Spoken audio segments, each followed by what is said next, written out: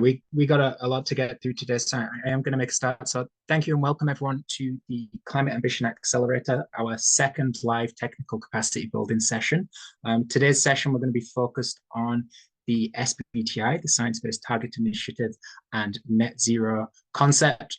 So hopefully lots of you have made progress with the on-demand lessons that we encourage you to complete in advance of this session. Very quickly, for housekeeping, you'll note that you have all been put on mute as you've entered into the room. But if you do have questions, if you'd like to raise a virtual hand throughout the session, you will be invited to then come off mute and ask questions as well. But also feel free to submit questions through the chat function as well. We will have time, definitely in the second half of the session, to take questions from our audience.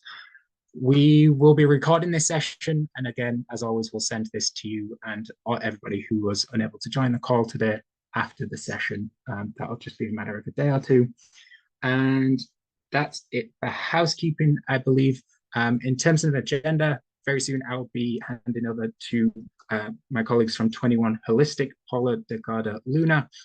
She is the founder and CEO of the consultancy firm 21 Holistic, but was also formerly the head of corporate engagement at the SBTi, currently sits on the SBTi technical advisory group, and also leads the Science-Based Target Network target validation pilot, and will also be joined by her colleague, Fernanda Delgado, who is a climate and nature manager at 21 Holistic. They'll be running through a brief recap of the on-demand content, then running through some of the pre-submitted questions, and then we'll be opening it up to some broader discussions as well. So at this point, I'm going to stop sharing and hand over straight to Paula and Fernanda.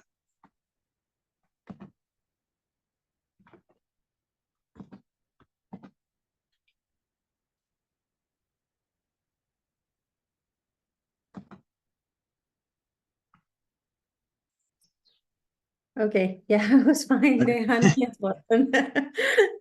Sorry for that weird silence, but thank you, everyone, and thank you so much, Rob, for the introduction. I am really pleased to be sharing with you today a short recap of what you have learned and seen in the self-learning modules, and answer all of your questions. Thank you for those people that pre-submitted questions. We are also going to address those. So if you just give me a second, I will start sharing my screen.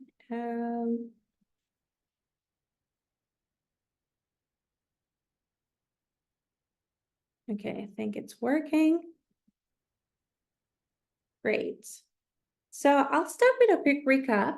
I think you learned this already, but the SBTi has been around since 2014. It officially launched in 2015, and it has developed several standards to help companies set emission reduction targets that are in line with the latest science on climate change. So the first ever developed standard was a near-term criteria. So as the name says, it's focusing on near-term targets. And near-term targets are considered those that run 5 to 10 years into the future. It has also developed a net zero standard when the IPCC released a special report on 1.5 degrees. The SBTi started a journey to develop this very important standard to help us decarbonize, achieve deep decarbonization in line with long-term goals. So by the latest 2050, we have to reach net zero at a societal and global level. It has also from the beginning expressed its intention to work with financial institutions as well, not only companies.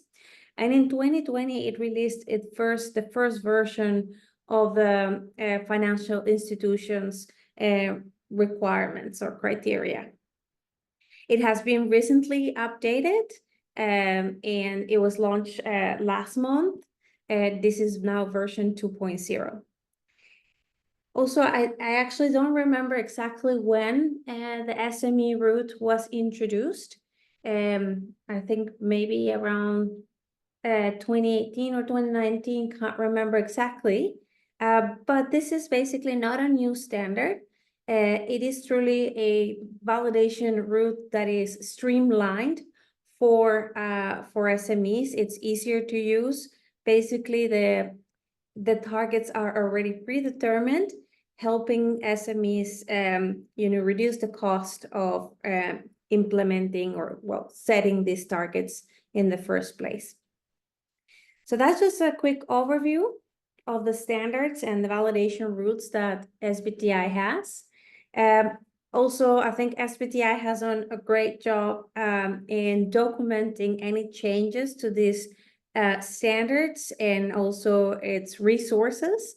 And recently in March this year, they issued this document explaining what has changed in SBTi. There were some, I'll just mention a couple, but for example, the corporate manual was retired and now it has been moved to the corporate net zero standard and also the procedure for validation of SBTi targets. So I would really recommend you to read this if you are familiar with a previous version of these documents, just to learn what has changed. Another important, I guess, news to communicate, it's that SBTi is going to review its corporate net zero standard. It's basically going to follow the steps that are explained in their, I think it's called procedure for developing standards, which dictates that every, I think, 2 years, standards are reviewed and they follow a consultation process. The objective of reviewing the net zero standards are 4, actually. The first one is to align with the latest science and best practices from the UN high-level expert group recommendations. So this group developed guidance to develop basically for non-state actors to develop credible net zero standards or programs, address some challenges related to Scope 3 target setting and implementation, also integrate continuous improvements and assessment of target achievement. And as part of this bullet point or objective, SBTi is also going to review the use of environmental attribute certificates that they announced last year. Yeah, thank you for underlining that. That was strange. And also an improved structure and enhanced interoperability with other standards and within SBTi, but also externally. So those are the 4 objectives. If you want to learn more, you have the slides and you can click here on the link. So other updates as well. SBTi has released new resources and improved resources. The first one is the procedure for validation of SBTi targets. It really explains how companies should engage with SBTi from, commitment and development of targets, submission of targets, all the validation process, and then announcing the targets. And particularly, I like this middle one, the SBTi criteria assessment indicators. It's a new document that basically maps all the requirements in the standards with the questions in the submission form. So it's really the bridge between the two. And it will help you understand what is exactly what SBTi is looking for during the validation, what they're going to check, and how you should answer the questions in the submission form. And finally, the submission forms have also been refreshed, and I would say particularly I would call out the integration of more questions around Scope 3 inventory, and just to learn and make sure that companies are not excluding significant emissions from their inventory. So 3 more. maybe you heard that also SBTi released some resources on what they're calling beyond value chain mitigation. I can explain in a little bit, but you should have seen also this in the self-learning module. But basically, after you set a science-based target, you may still, in the transition to net zero, have some residual emissions, and then you can use strategies to help, inform action beyond your value chain and help other actors decarbonize, basically. So there are two very interesting and important reports that also help companies understand how leadership looks like these days, right? Corporate leadership. Another one is the SBTi glossary, very useful as well. If you have any questions about terms that are used throughout SBTi resources, you can consult the glossary. And just quick recap on the main elements of SBTi framework and how everything connects. So all companies are required to set near-term targets. Again, those are targets that run 5 to 10 years into the future. They should be aligned with 1.5 degrees. That's the minimum ambition. It has ramped up throughout the years from 2 degrees to below 2 degrees and now to 1.5 degrees. And that's what the first, basically the first arrow that you can see here, number 1. The second one, it's basically the net zero standard that incorporates not only near-term targets, but also long-term targets. Those long-term targets should be deep decarbonization targets in line with the scenarios, the 1.5 scenario, running until the latest 2050. And I will skip to number 4, which is the part of residual emissions. Basically, the net zero standard says that once you have, reached minimum levels of emissions via your long-term target, you may still have some residual emissions, and those need to be neutralized with an equivalent amount of CO2 removals, and then sustained thereafter, right? To be able to claim that your company is net zero.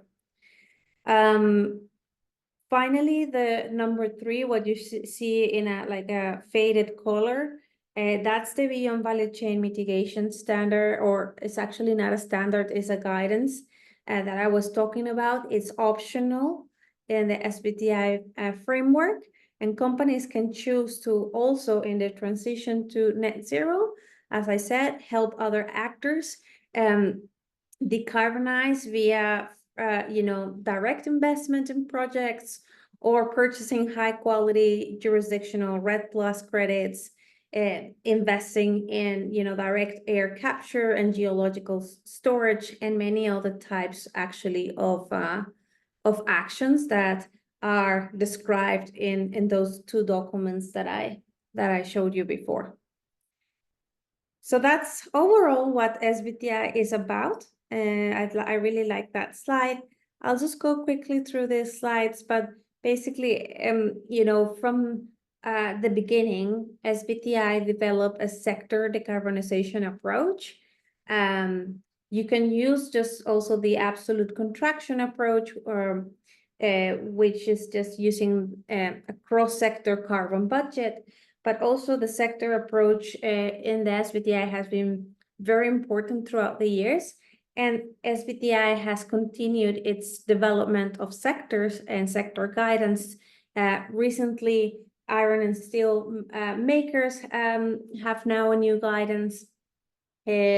Also, the pathways for automakers was renewed. There was some work on the buildings sector. New financial institutions categories. This one is for insurance underwriting industry brief. Just to refresh, as I said, of the financial institution resources, including a position paper on fossil fuel finance. So this was in January this year. And now as I said, the guidance for financial institutions has already been released, and there's still much more to come, right? Refresh on electric utilities guidance. There's also a call for experts to help develop the chemical industry. There's also the plan to refresh the apparel guidance sector, and also very importantly, oil and gas. At the moment, oil and gas companies cannot set targets. They will need to wait until this methodology becomes available. I think this is maybe my second to last slide. I want to also leave time for questions. But recently also SBTi updated its SME route. Basically, there were two main changes. The first one, or maybe three. The first one is the eligibility criteria. So basically, companies have to fulfill these two elements. They have to be like none of the above are true. The first one is company emits more than 10,000 CO2 tons of CO2 emissions in scope 1 and scope 2. Company owns or controls maritime transport vessels or power generation assets. Company is classified in the financial institutions and oil and gas sector, or the company is a subsidiary of a parent company whose combined business fall into the standard route. So none of these have to be true to be eligible. And then on top of that, at least two or more of these other elements has to be true, right? So I think that definition change. Also now, SMEs, they could also opt for using the standard route if that's their preferred option. And the third change was the validation fee that was raised from $1,000 to $1,250. It's still a reduced fee compared to the standard route. Okay, so it was actually my last slide. So I can stop here and just see if there are any questions of this section before we jump into the pre-submitted questions.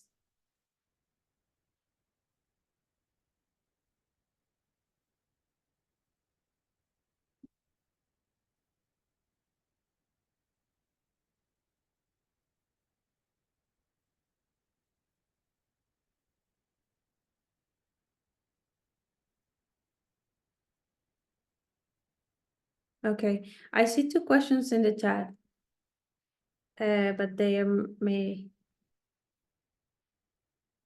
Yeah, okay. I can read the.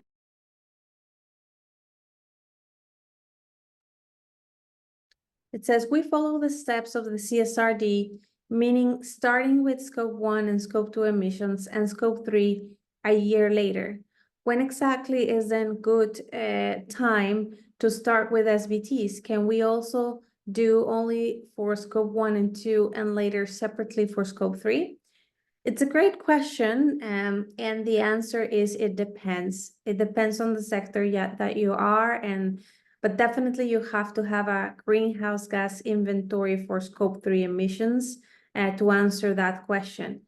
The reason is that SBTi has a rule in its near-term science-based target standard that says that companies that have 40% or more of their emissions in scope 3 have to set in the near term a scope 3 target. If that's not the case, if it's less than 40%, which is the case of like high emitting sectors, they could choose not to set in the short term scope 3 target. But if you do have to, you have to submit all targets at once, basically your scope 1 and 2 target and your scope 3 target in the same submission. I don't know if that was clear, or if you also want to unmute and follow up on my answer. Yeah, okay, perfect, great. Yeah, I don't know, Paola, if you want me to read the next one, or... Yeah, please. Sure. So the next one is from Huron. says, does companies have to pay to get validated on their targets by SBTi? If so, what would be the proposals for those companies that do not have enough budget to pay for? Yeah, it's a good question. So I would answer it in 3 ways. If you're an SME, definitely there's a discounted rate if you use a streamlined route, as I was showing. The second one is it also, if you want to, I guess this is not the case because we are having this training or session for UK and the Netherlands. But in the case of some, I think, companies that are headquartered in developing economies and that meet certain conditions with respect to revenue are exempted from the fee. That is what SBTi has introduced in its validation service offering. Maybe Fernanda, can you maybe find that link after through the session and share it with participants? And the third is, it's a good thing to plan what is exactly what you're planning to submit and when, because if you're planning to submit, eventually near-term targets, but also long-term targets under the net zero standard, there are some packages that you can do both at the same time, and then you have a discount. But definitely, it's a service that SBTi is providing, and therefore it has an associated fee. Great, thank you so much. I see you already shared the link there to the service offering and the fees. Yeah, maybe we move to just one more question. So can you further elaborate on the point of subsidiaries for the SME eligibility criteria? If our parent company has near-term committed SBTs, does this mean that our company will not be able to submit our own separate SBTs, or parent company is located in a different country? Yeah, that's exactly right, what you describe here. If you are a subsidiary of another company that has already set SBTs, and under their basically their parent company, if the way that they have consolidated the greenhouse gas inventory, depending on which approach they used, right? If there are 3 ways, the equity-based approach, the control approach, or the financial approach, if the subsidiary falls under the boundary of the parent company, then when they submitted their targets for validation, the emissions of your subsidiary were covered, let's say. So then in that case, yes, in that case, you cannot submit a target. But if the parent company, for some reason, because of the consolidation approach used, excluded the subsidiary because is not under the boundary of the parent company, then in that case, you may apply to have your own science-based targets. So we actually have some slides on the consolidation of the GHG emissions, because there were some pre-submitted questions. So I'm happy to take on again this question in a few minutes. Sure. We have one question. I don't know if you would like to answer it, or we can pass to the next section. George, questions? Yeah.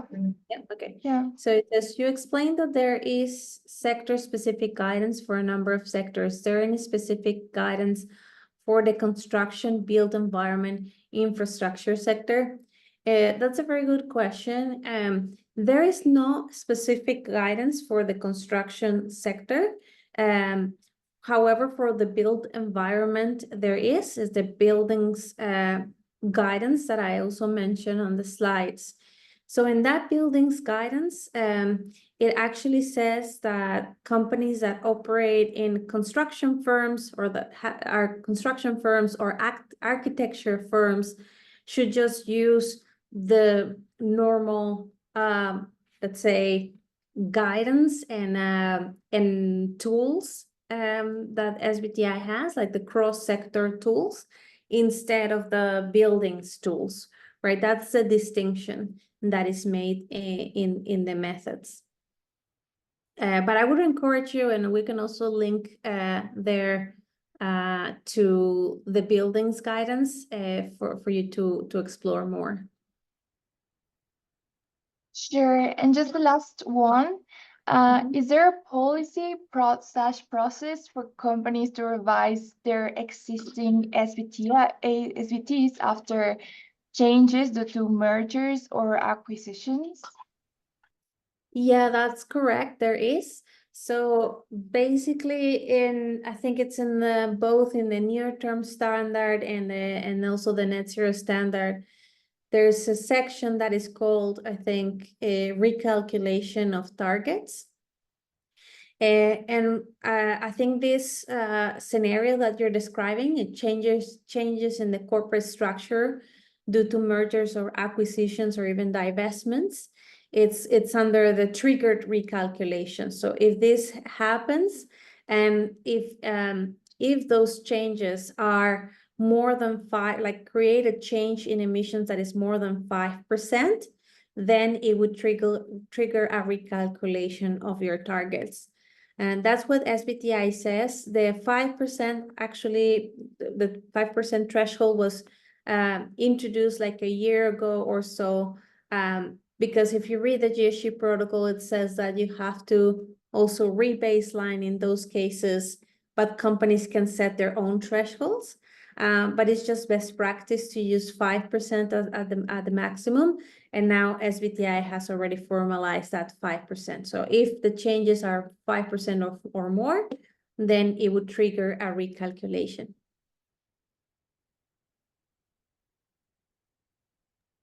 Great. Thank you, Paola. I don't see any other questions. So maybe if you would like to present the pre-submitted questions.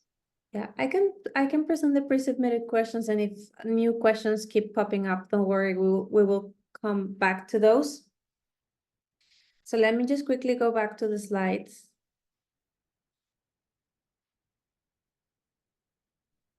Great.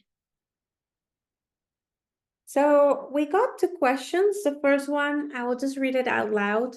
It says, if a company is UK headquartered and conducts all its group level activities in the UK, but delivers construction projects across a number of African countries using wholly owned subsidiaries, is it possible for the UK only business to set an SBTi for UK company operations only, leaving its activities across project countries out of the target? Or would this not be credible because so much of the company's emissions come from the project activities, which are delivered through entities over which the UK company has operational control, and therefore must project activities be included in any SBTi target?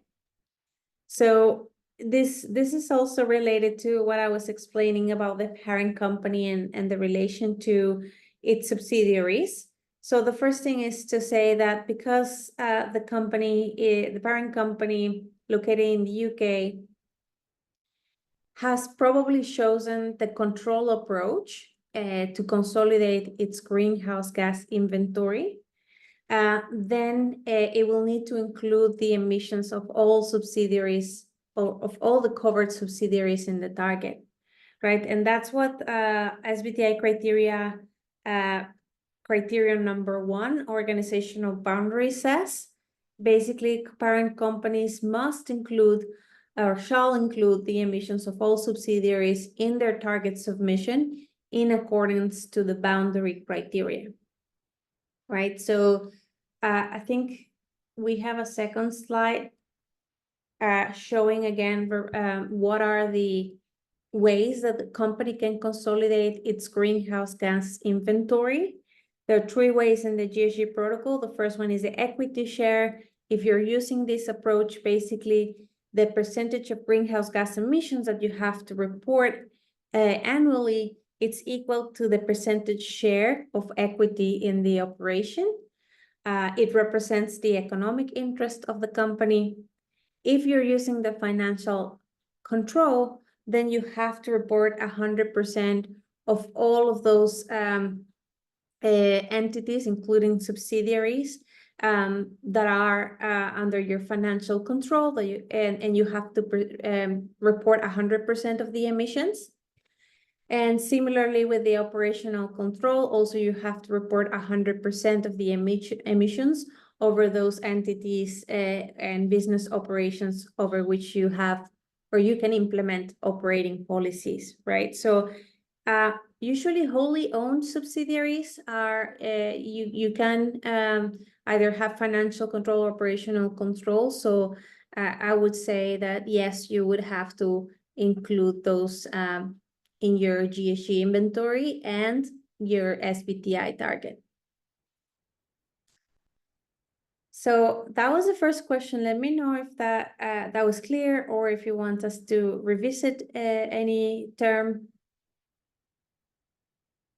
If not, then we move to the second question. Paola? Yeah. Maybe it came a question about how do you choose which organizational boundary for the company? It might be related. Yeah, that's a good question. I think, it also depends. And I guess what the GHG protocol says is that you should also mirror your financial accounting, right? If your financial accounting is using the equity share, then probably it's best that you use that approach. But most companies use the financial or the operational control. That is considered the most ambitious and the most robust. However, SBTi accepts any of these three, depending also on how the company is reporting financially. So I think if you want to learn more about this, probably there's more guidance in the GHG protocol, and we can also link it. But yeah, just I would say just recommend you to see how you're reporting financially. Great. So I think the second question is a short one. It says, our organization is a large limited company that receives 40 to 60% public funds. Are we eligible to apply for SBTi? I've heard conflicting information about this. It's a good question too. Thank you for submitting these questions. I would say yes, the company is eligible to participate in the SBTi. I'll just read quickly the reasoning. The funding source does not determine the eligibility, but rather the influence on the operational financial activities to direct mitigation strategies. So basically, it has to be operated as a company, and it should be able to implement the necessary actions and investments to reach the targets. So an example is that SBTi accepts state-owned enterprises. You can read here from the procedure for validation of SBTi targets that SBTi can validate financial institutions' targets, joint ventures, cooperatives, and also state-owned enterprises. So just digging a little bit into a limited company description, it seems that it's just a way that you distribute liability and rewards as well, but it seems to be just operated as a company. So I think you can apply and you can set targets with SBTi. Great. I don't know if there's any clarification on this. If not, then I think we can continue with live Q&A. Sure, Paul. Thank you. So a very interesting question came from Berthel. It's asking about the renewable electricity criteria.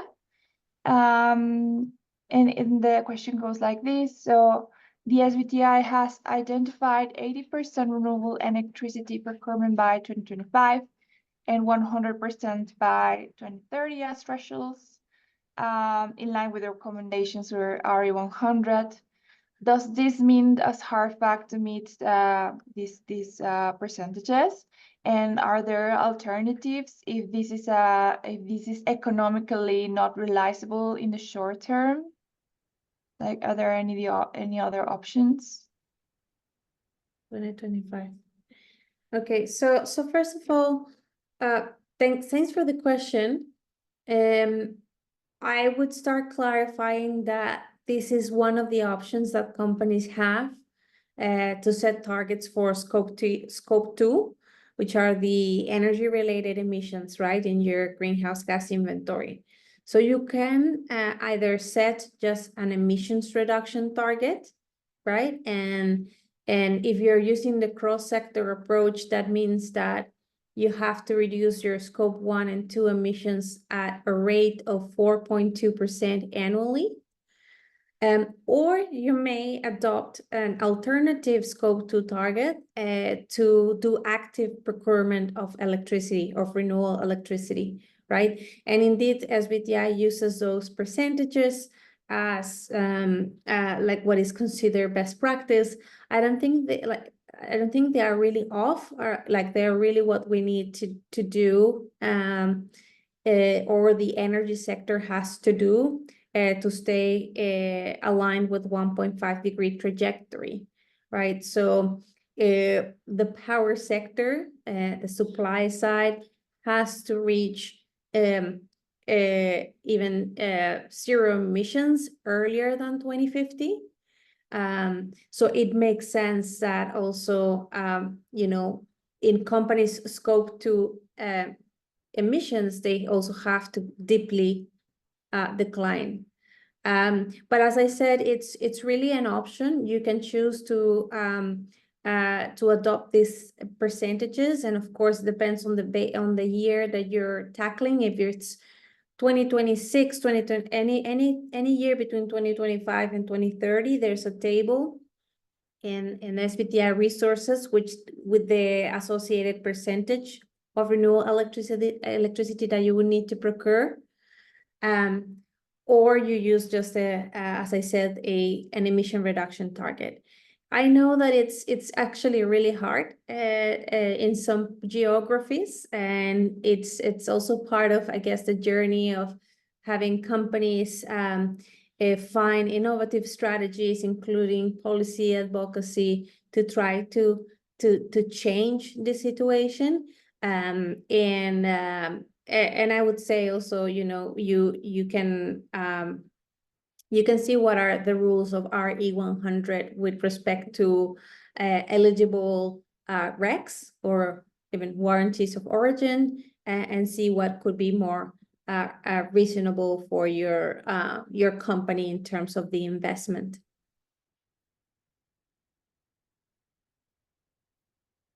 Great question. Okay, so I think there are more, right? Yeah, just one arrived from Alexa. So does the scope 2 reduction of emissions apply to location-based or market-based data? Yeah, so basically, the GHG protocol asks companies to report on both, right? Annually, the GHG protocol says that you should include in your greenhouse gas inventory your scope 2 emissions location-based, and if you're procuring market instruments, also use the market-based approach. However, in the SBTi, when you're setting targets, you may choose one of the two, and then you just need to make sure that you report consistently using the same approach, right? Once you're reporting progress against your target, you should use the same approach. So, but yeah, so the summary, you can use any of the two for target setting. Great, thanks, Alexa. Sure, there are no any other for the time, but I don't know if anyone would like to voice out any questions, or maybe if some question was not clear, we can deepen into that.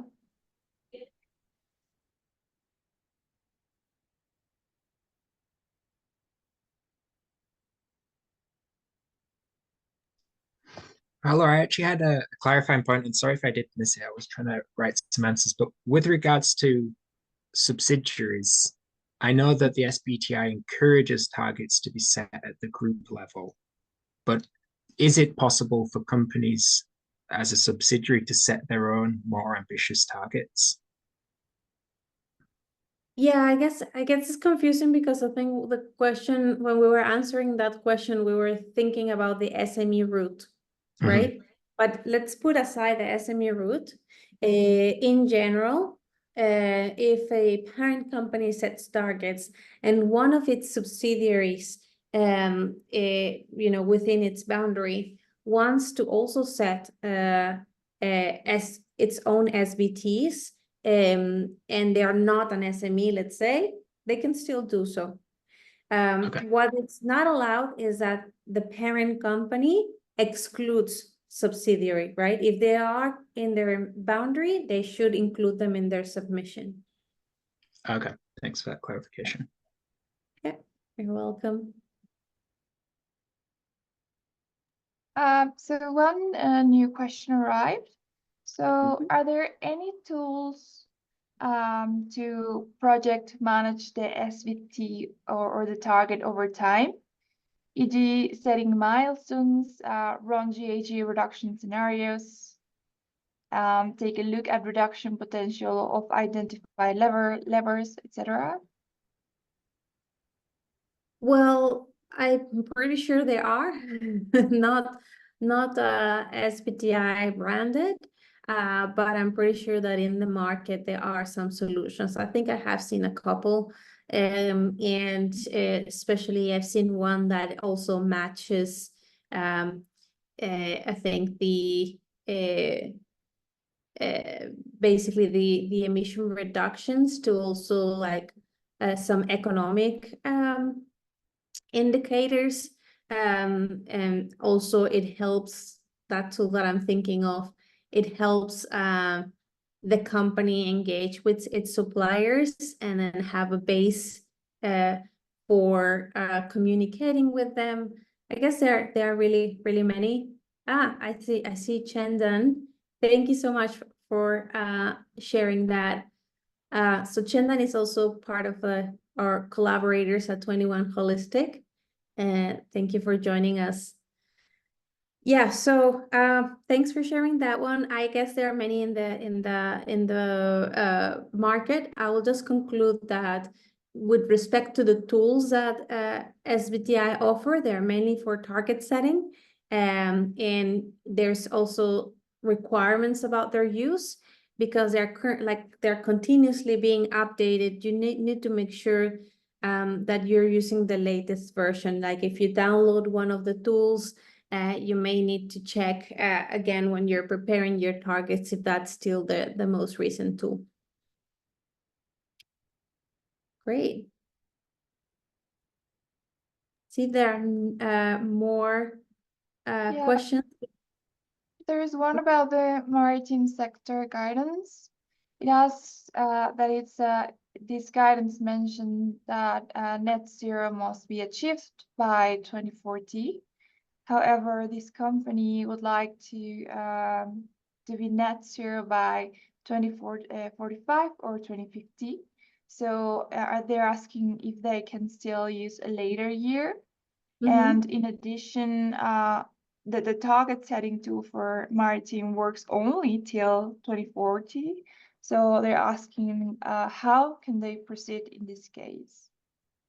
Yeah, great question. So I guess the first distinction to make is that there are some sector guidance and some sector developments that have criteria that must be followed, right? There are some recommendations, but there are also some criteria, and they basically override the standard criteria in the near term standard, right? So and also the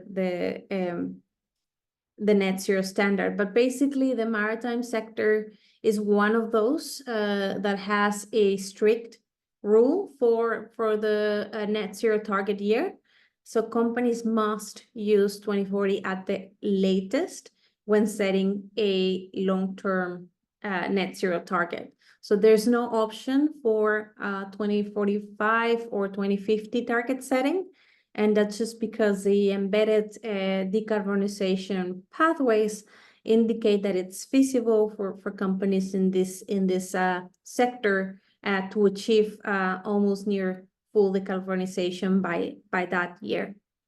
So that's why the target setting tool only runs until 2040, just to make sure that companies don't get mistaken that a later target year is allowed.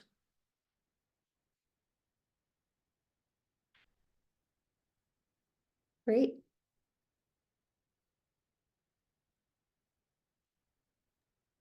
Yeah, thank you, Paola. There are no other questions for the moment.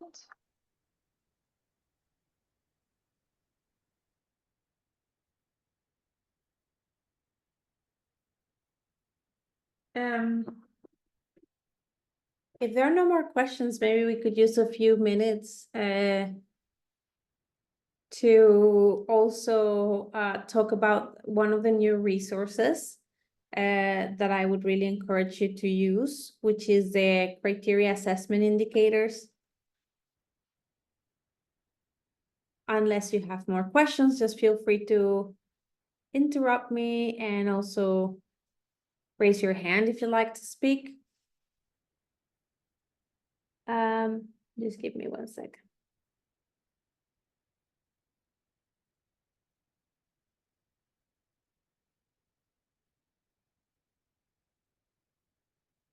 Okay. Great. This is actually a question I heard from Rob, I believe, of how can we, connect their criteria or requirements in SBTi standards with actually what companies are asked to submit during validation. And I think the new resource of the SBTi criteria assessment indicators, it's really good. I just give you here an example of, for example, the requirement. It's about the inclusion of the greenhouse gases. It has to do with GHG accounting. The requirement is that that companies, as indicated in the GHG protocol, they must cover all relevant emissions of the 7 different greenhouse gases or classes of greenhouse gases covered by the UNFCCC Kyoto Protocol, right? And then the last column is what is interesting. It says what would be the minimum documentation required to pass this requirement or this criteria. And basically you have to confirm in question 2.12.1 of the submission form that yes, that you have used, that you have incorporated all of these gases in your GHG inventory and that you are not excluding them, right? Like you can see the question actually here. And the question is, does the GHG inventory cover all 7 greenhouse gases when relevant? And this is an easy one, but there are some others that are very good, that it provides additional guidance on how you should be responding and what you should be adding as as evidence. For instance, with regards to the organizational boundary that we have been discussing today, SBTi asks you to submit an organigram of your corporate structure to better understand, those relationships between parent companies and subsidiaries, joint ventures, etc. So you need to be prepared to submit that as evidence as well, right? Either point it to one of your public reports, and if you have it publicly available, or really as an attachment. So I would say that this would help you to be successful in your application. It has a lot of sections. Look, it has the company information and questions about the inventory, near-term targets, near-term coverage, net zero targets, net zero coverage, and also some questions about progress and reporting. So yeah, so I don't know if there are any questions about this, but if not, I will just recommend you to explore it. Yeah, I think Alexa just asked, would that be just using the CO2 equivalent factors? Yeah, that's correct. Yeah. It's just confirming that you have included these gases and they are reported as tons of CO2 equivalent. Sure. Another question from Chloe. How do you know when GHG other than CO2 are emitted? For example, methane is famously emitted in farming, but where else and how can you know? Yeah, that's a very good question. I mean, obviously you have to, become familiar with the, common emissions that your sector emits, and also not only your indirect operations, but also, of course, in your upstream, right? In the upstream activities. If you're, for example, if you're a food and beverage manufacturing company and you know that you're purchasing raw materials from agricultural products, you know that you will have biogenic emissions in your supply chain, right?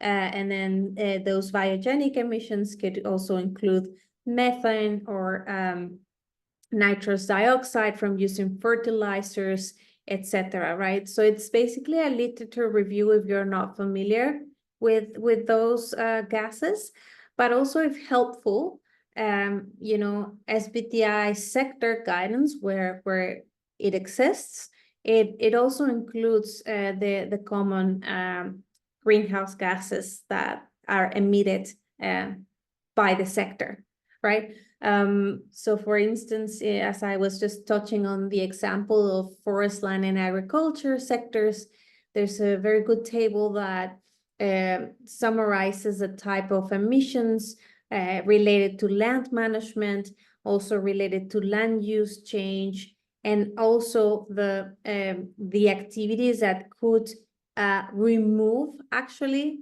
tons of CO2 from the atmosphere. So those, the only sector that is allowed to use removals accounting, is the flag sector. So yeah, I would really recommend you to also find if there's any SBTi sector guidance available. Thanks, Great. Pao. I think they just say that it's a service provider company, so they offer office-based businesses. So yeah, so then probably it's just related to electricity in your direct operations, but it also depends of, if your scope 3 is relevant, that's where maybe it becomes tricky. But of course, you can always, if you don't have the expertise in-house, you can use the support from consultants as well and other experts.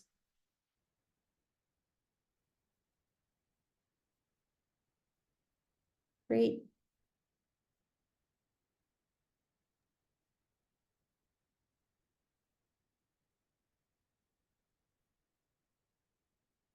I don't know if there are any other questions. We have 5 minutes.